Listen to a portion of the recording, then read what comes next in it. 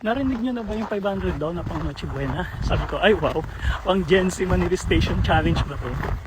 Kasi, sa totoong buhay, 500, equal ngayon is isang bigas, mga 2 pirasong delata, saka isang dasal na di magtaas ang presyo bukas.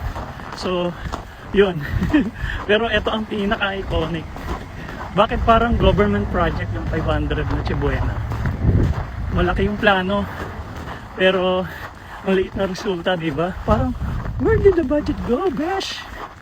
Ham on hold, queso de bola not required in scope of work, spaghetti as revised drawing, fruit salad na wala, kaaway ng kaong yung gatas.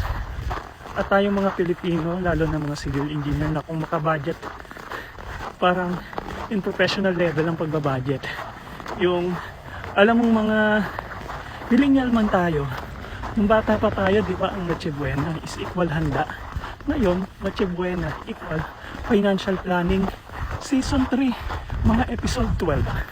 Tapos Gen Z side naman natin, kung hindi mo kaya, sasabihin na lang, guys, low budget, high hopes tayo today.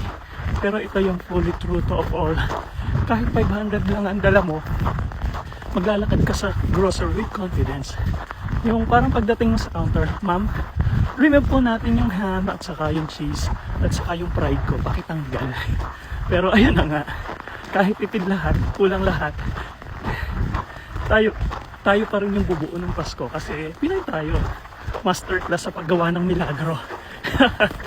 Merry Christmas mga ka-budget warriors.